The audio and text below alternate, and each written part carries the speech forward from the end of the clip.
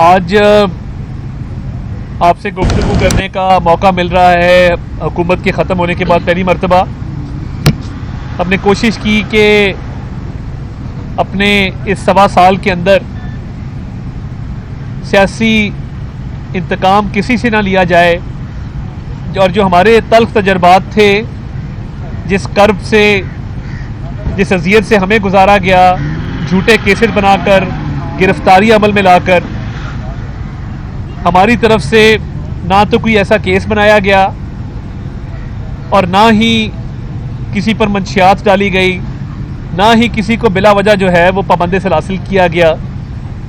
जो वाक़यात 9 मई के थे वो चश्मे फलक ने आज से पहले नहीं देखे। जिस तरह से अपने ही मुल्क में अपनी ही दिफाई तनसीबात को हमला का निशाना बनाया गया, जिस तरीके से तोशा खाना का केस 11 माह चला, 2 जज तब्दील हुए, एक नहीं 2 जज तब्दील हुए। ये जज जफर इकबाल के पास केस था और उनको डरा धमका कर, उनको प्रेशराइज कर कर, उनकी अदालत पर धावा बोलकर उनको मजबूर किया गया कि वो केस को छोड़ दें और तोशा खाना का ट्रायल कई महीने उसमें ज़ाया हुए कि वो रुक गया। अब तोशा खाना के तहाइफ को लेना, उनको डिक्लेयर ना करना, उनको ब्लैक मार्केट में बेच देना, उनकी फरोख्त से हासिल की हुई रकम को अपने ज़ाती इस्तेमाल में ले आना, उस रकम का कुछ का अकाउंट में जमा कराना और वो अकाउंट में जो रकम जमा हो उसका असल कीमत के साथ मुताबिकत ना रखना, ये कुछ ऐसी चीज़ें हैं जो शायद इस ट्रायल में इसका जवाब नहीं आ सका। अब ऑब्वियसली मुल्क में कानून राइज है, अदालतें मौजूद हैं कि जब आप कोई गैर कानूनी काम करते हैं, चाहे आप 11 माह उस ट्रायल को लटकाएं या आप उसमें आपके वकील हीले बहानों से काम लें या आप राह फरार इख्तियार करने की कोशिश करें, कभी ना कभी उसका जवाब देना होता है, कानून का सामना करना होता है। अब आपको चोरी के ऊपर 3 साल की सजा हुई है तो वबेला किया जा रहा है और तमाम तर मुल्क के नामवर वकला को बड़ी बड़ी फीसें ऑफर की जा रही हैं कि वो आके जमानत करवाएं इस्लामाबाद हाई कोर्ट से। उसका एक प्रोसीजर है, जब होना होगा तो वो एक प्रोसीजर के तहत मामलात आगे चलेंगे, किसी की ख्वाहिश पे नहीं होगा। तो बड़े दुख और अफसोस की बात है कि सोशल मीडिया पर चहमगोइयां चल रही हैं, इस सारे मामले को सियासी रंग दिया जा रहा है और इस बात का आज तक जवाब नहीं दिया जा रहा कि जो चोरी हुई उसका जवाब किसने देना है, तोहफे लिए तो वो क्यों लिए, अगर डिक्लेयर नहीं किए तो क्यों डिक्लेयर नहीं किए, अगर ब्लैक मार्केट में फरोख्त हुए तो उनको ब्लैक मार्केट में क्यों फरोख्त किया गया, अगर उनसे हासिल करदा रकम जो है वो आई तो उस रकम को डिक्लेयर क्यों नहीं किया गया और उस रकम को अपने ज़ाती इस्तेमाल में क्यों कर लाया गया। ये सारे वो सवाल हैं जिनका आज तक जवाब नहीं आया, ना इसका जवाब है। आज भी जज हुमायूं दिलावर की बात की जाती है और वो कुछ बदनसीब हैं जो गाड़ियों के पीछे भागने के आदी हैं। मैं किसी चीज़ से तशबीह नहीं देना चाहता, ना ये मुनासिब है कि किसी चीज़ से तशबीह दी जाए, मगर इस तरह गाड़ियों के पीछे दौड़ लगा देना, कभी कहना राना सनाउल्लाह बैठा है, कभी कह देना कि गाड़ी के अंदर जज हुमायूं दिलावर मौजूद हैं, पता नहीं किस किस की तस्वीर लगा के उसको हुमायूं दिलावर बनाकर पेश किया गया। ये पीनी साहबा ने कोई मंत्र पढ़ा है जिसकी वजह से ये बैग उलट गया है।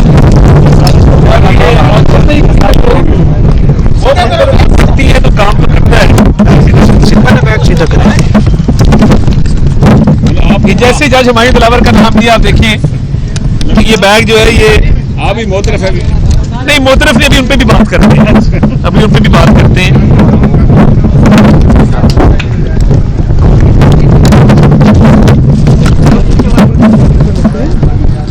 बीबी साहब ने कोई मंत्र पढ़ा,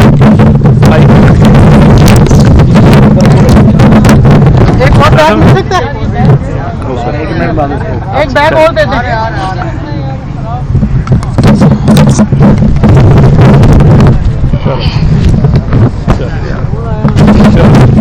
इसको बता दे ताकि नीचे कोई ना रहे।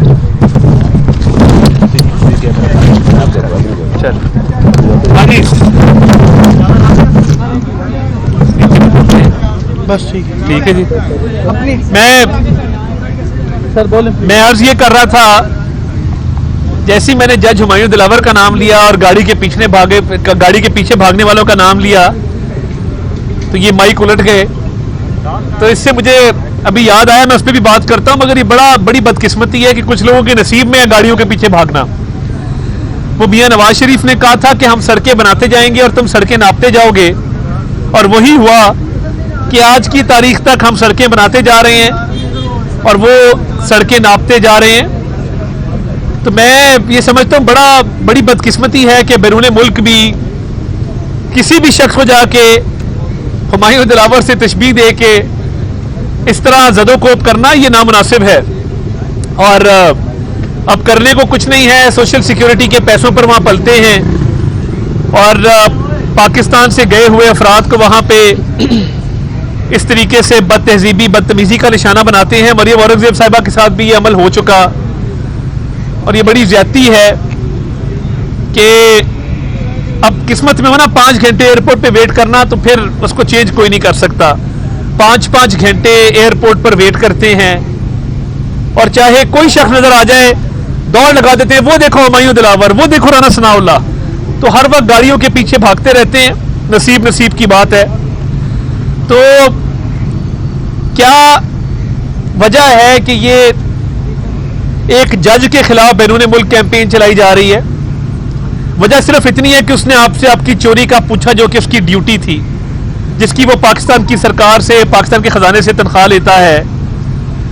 उसने पूछा कि तोशाखाना से चोरी क्यों की, डिक्लेयर क्यों नहीं की गई, और अगर डिक्लेयर नहीं की तो फिर इसकी जो पैसे हासिल हुए वो कहां पे गए। इन तमाम सवालात का जवाब देने से इमरान नियाजी कासिर रहे और 3 साल कैद उनको सुनाई गई। तो अब वावेला है, अल्लाह ताला से डर के मैं कहता हूं, मुंह पे हाथ फेर के कहते थे टीवी उतार लूंगा, ये घर का खाना खाना चाहते हैं, इनको वॉशरूम चाहिए शहाना, इनके मैं एसी बंद करूंगा, इनके मैं पंखे बंद करूंगा। अल्लाह से पनाह मांगनी चाहिए, डरना चाहिए।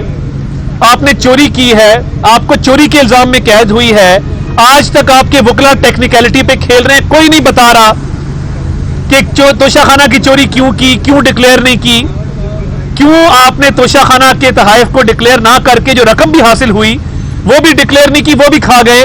तो ये पाकिस्तान का कानून है, सामना तो करना होगा। अब प्रॉब्लम क्या है? प्रॉब्लम ये है कि आदत पड़ गई थी लाडलेपन की, आदत पड़ गई थी रिलीफ की। अब मैं इस चीज में आज जाना नहीं चाहता था, मगर मैं थोड़ी बात साइफर पे भी करना चाहता हूं कि जिस तरीके से ऑफिशियल सीक्रेट्स एक्ट की खिलाफ वर्जी की गई और जिस तरीके से अब एक नई स्टोरी, एक पाकिस्तानी जर्नलिस्ट जो न्यूयॉर्क बेस्ड है वो कह रहा है कि अनकन्फर्म्ड सोर्स है और अनकन्फर्म्ड खबर है जो मैं दे रहा हूं, यानी पूरे मुल्क को कहा एब्सोल्युटली नॉट, हम कोई गुलाम हैं। और आजम खान जो उनके सेक्रेटरी हैं वो वादा माफ गवाह भी बन चुके, उन्होंने कहा कि झूठे मिनट्स बनाए गए थे, झूठा बयानिया गढ़ा गया था। अब इंटरसेप्ट में एक ओपिनियन आया है, ये किसी का ओपिनियन है जिसको रंग ये दिया जा रहा है कि अमेरिका इनकी हुकूमत का तख्ता उल्टाना चाहता था। भाई अगर ये काम करना था तो आपके वहां पे सफीर को बुला के कहना था हम आपका तख्ता उलटना चाहते हैं हुजूर। जनाबे मोहतरम सफीर साहब, आपको बुलाया है ये बताने के लिए कि हम आपका तख्ता उलटना चाहते हैं।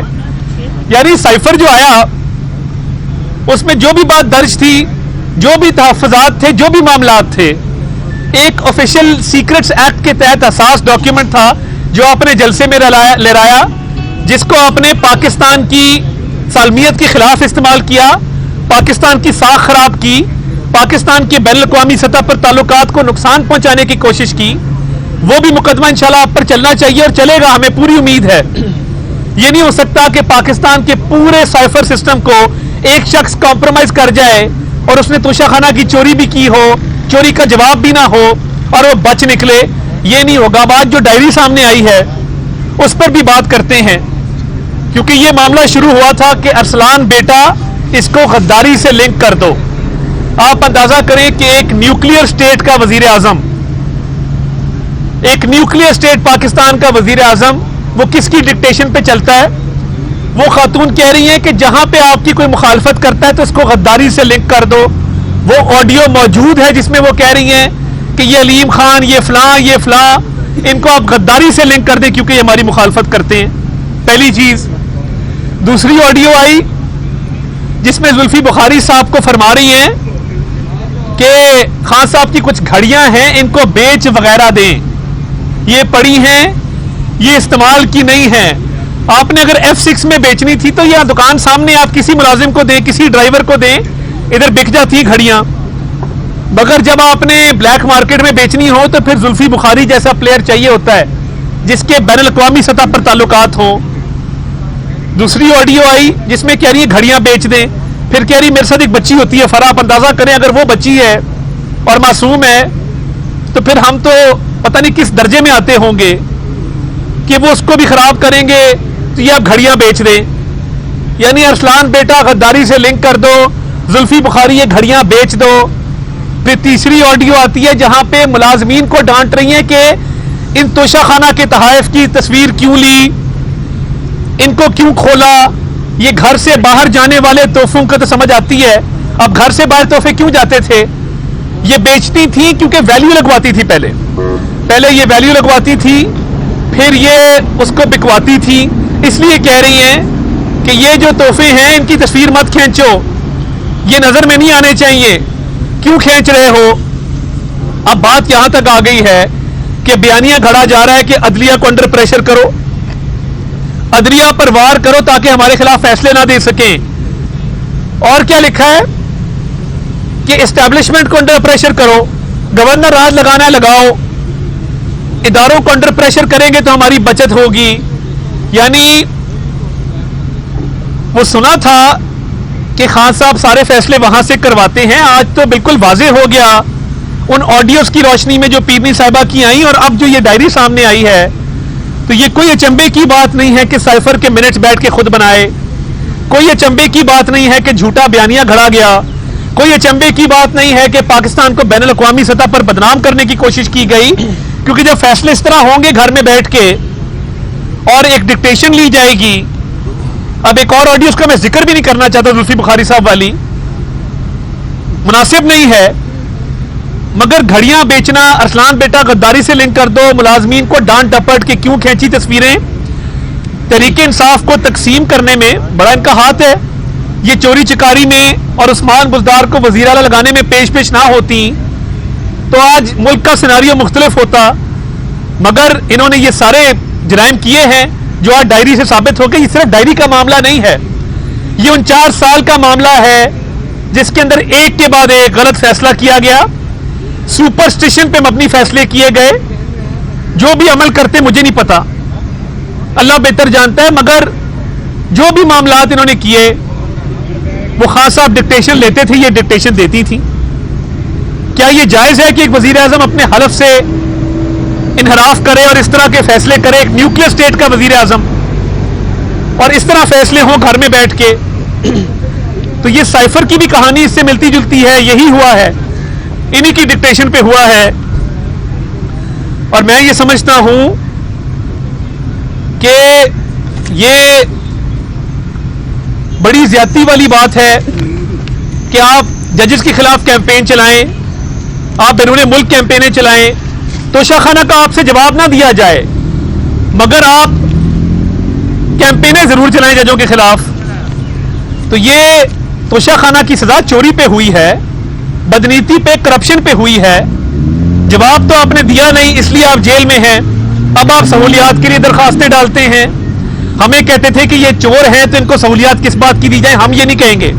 हमें अल्लाह ताला का खौफ है, हमें उस मालिक का खौफ है जिसके कब्जे में हमारी जान है। रहम मांगना चाहिए, वक्त हमेशा एक सा नहीं रहता, हमें भी इस बात का इदराक है।